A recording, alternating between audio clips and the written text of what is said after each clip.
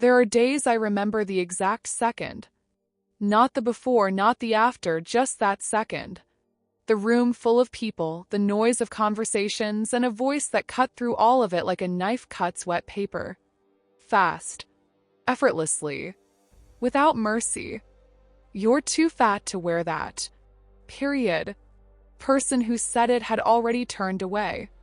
Already moved on in the conversation. Already forgotten. And I stood there, heart in my throat, trying to understand why the floor didn't open up to swallow me whole. Because that's how it works. Person who speaks forgets in 30 seconds. Person who hears carries it for 30 years.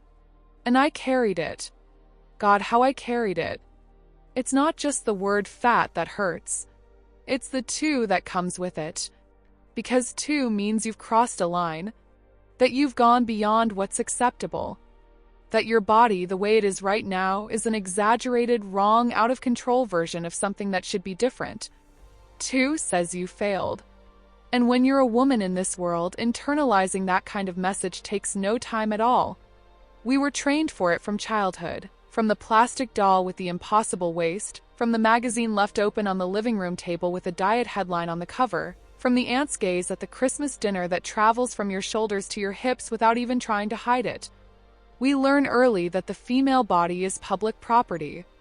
That anyone has the right to comment, evaluate, suggest, criticize. And we learn to smile while it happens. We learn to say, yeah, I know I need to lose weight before anyone else says it for us, because if we say it first, it hurts less. At least that's what we believe. But it doesn't hurt less. It hurts just the same. There's just more of our own voice in the middle of it. I spent years being the first one to attack myself. I'd walk up to the mirror in the morning, and before any good thought, before anything beautiful, I was already listing what was wrong. My stomach. My thighs. My arms. My chin when I smiled a certain way. I had a mental catalog of my physical flaws that I reviewed with a frightening frequency. And I thought that was normal. I thought all women did that. And you know what's saddest? Most of them do. But where did that catalog come from? Didn't appear out of nowhere. It was built word by word, look by look, comment by comment. Classmate who said I shouldn't wear a bikini. The boy who compared my body to another girl's in front of everyone and used the comparison as an insult. The PE teacher who separated students by weight for an activity, and I ended up in the wrong group. The group she called the heavier ones, and she said it without even blinking. Each of those moments was a brick. And without me noticing, they were building a prison inside me. Prison I guarded myself. There's something nobody tells you about carrying this kind of pain. It changes the way you exist in the world. Not just in front of the mirror. In everything. You stop raising your hand to speak in meetings because you don't think you deserve attention. You stand by the wall at parties because you think you're ruining the visual of the space. You step out of photos. You stop going to places because you don't want to deal with stares. You shrink. Physically you're large, they said so, but emotionally you get smaller and smaller. Quieter. More hidden. More tired. And the tiredness is real. It's not weakness. It's the result of years spending energy defending yourself from yourself. I remember a time when I could barely accept a compliment.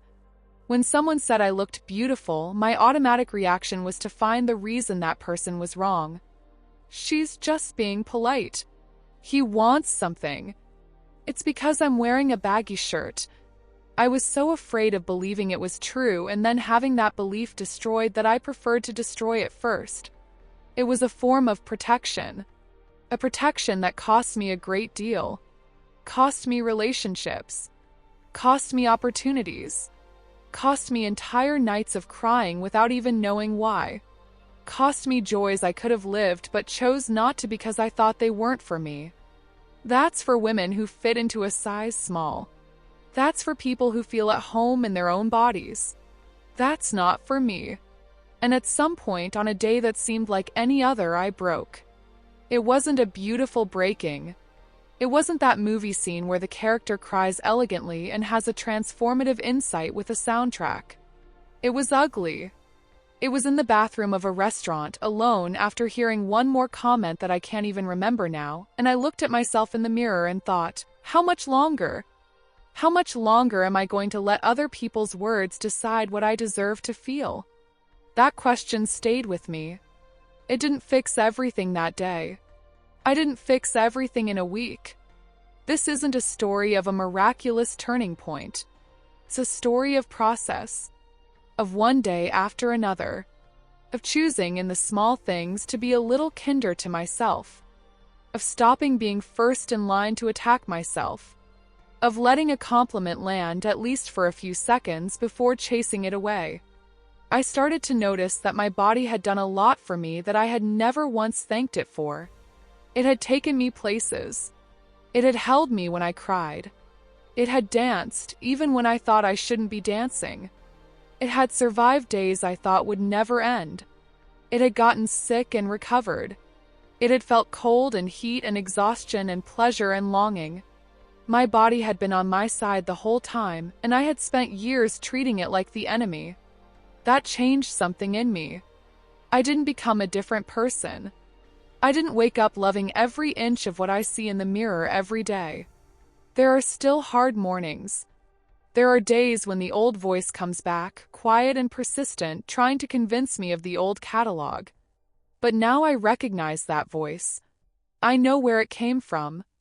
I know it isn't my truth. It's the echo of everything that was placed inside me without my permission. And I learned that I'm not obligated to believe everything I think about myself, especially when that thought was planted by someone else. To the woman who was called too fat, too heavy, too big, too much of whatever the world decided you shouldn't be, I want you to hear this. The problem was never your body. The problem was always the gaze of those who didn't know how to see you. Problem was a world that profits from your insecurity and therefore will never willingly stop feeding it. Problem was the carelessness of people who should have stayed quiet. You are not too much. You are exactly enough. And I know that's easy to read and hard to feel. I know that between reading that sentence and actually believing it, there might be a chasm of years of therapy, of work, of bad days, of new beginnings. But I also know that path exists, that it's possible, that I'm still on it, and that every step I take in that direction, even the small steps, even the days I stumble, are worth it. Your body is not a problem to be solved. It is the place where you live, and you deserve to inhabit it with peace. No one can take that from you, even if they try.